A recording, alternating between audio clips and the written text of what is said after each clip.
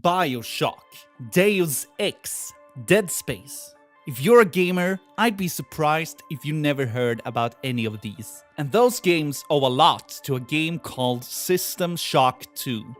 It has some things in common to the previous game I had a look at, Planescape Torment. They both came out in 1999, both considered to be not only among the best games in their genre but of all time. The studio who made this, Looking Glass Studios, is similar to Black Isle Studios in that they also have heavy games under their belt. Maybe most notably Thief, the spawn of the FPS stealth genre. I actually played it some and was about to make a video on that game when I remembered I personally don't get along too well with stealth-based FPS games.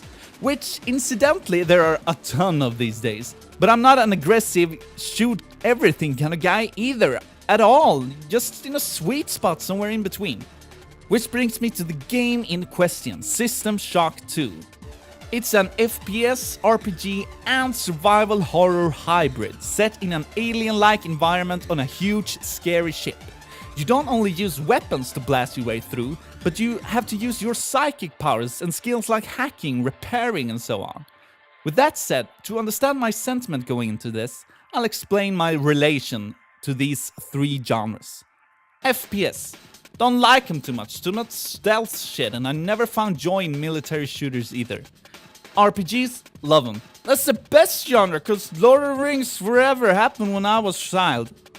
Survival horror. Hate them, since my body gives a negative chemical reaction to being scared, and none of that, ooh, I'm still alive feeling afterwards, which apparently exists. You're thinking coward, I'm thinking intellectual, tomato tomato. All in all, you wouldn't think that this game necessarily appeals to me.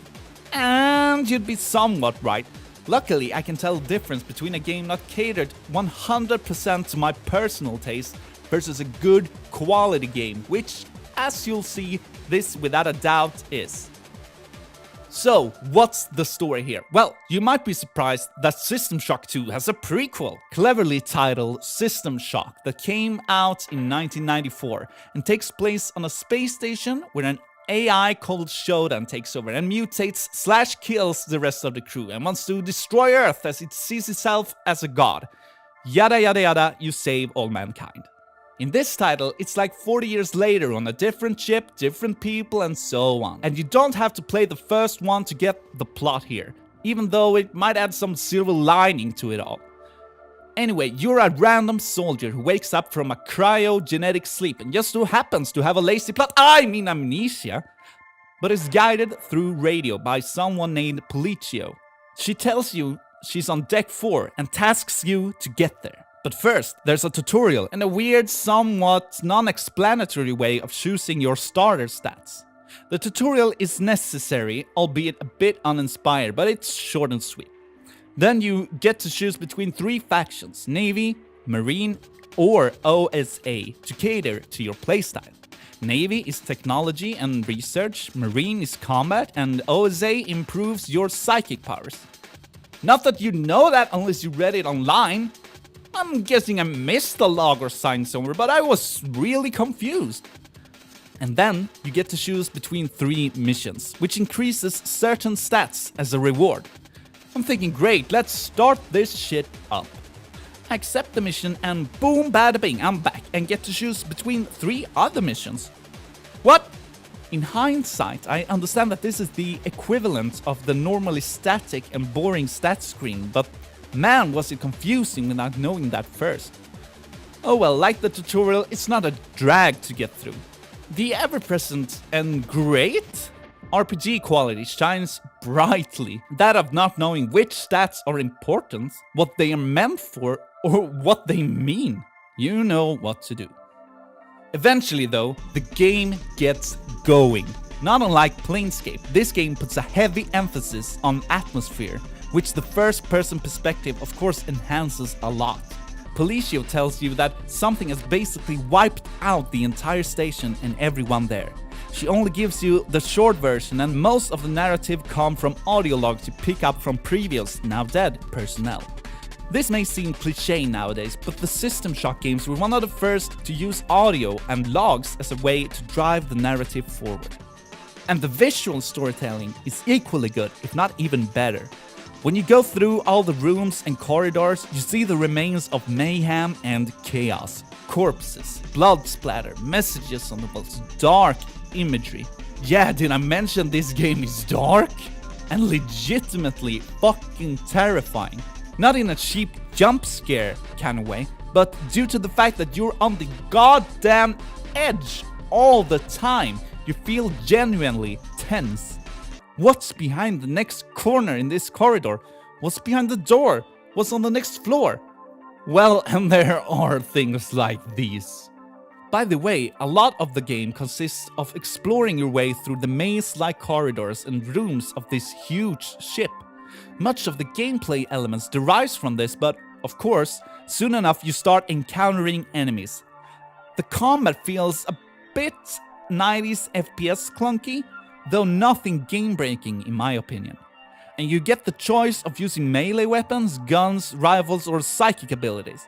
Most likely, of course, you'll be using a variety of these, and here the RPG element shines. Sometimes you'll encounter upgrade stations, which allows you to specialize in the playstyle of your choice. Not only in combat, but things like research, hacking, modifying and repair, which is equally as legit as spending your skills on combat. For example, you'll encounter many security cameras and hidden turrets. Around the place you will, conveniently, also encounter hackable security consoles, which are easier to hack the higher proficiency you have in the hacking stats. This disables the cameras and the turrets for a period of time, allowing you to sneak past without notifying the ship AI Xerxes. He will, by the way, periodically taunt you with creepy-ass voiceovers. This is Xerxes.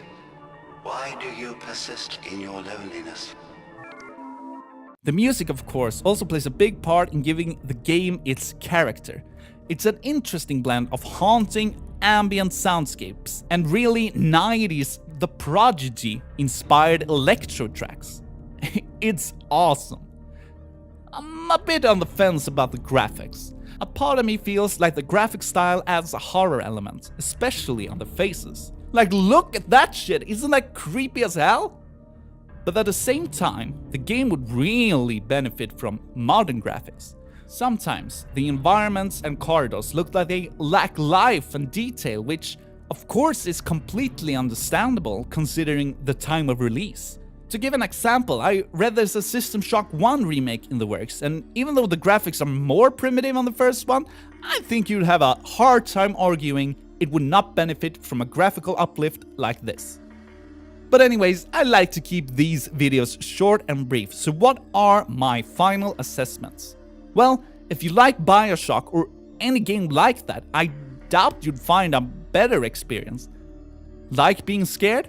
Holy demon shit, you will get scared. I stopped playing for God's sakes because the tenseness of it all got to me in a way I don't know if I really experienced in a game before.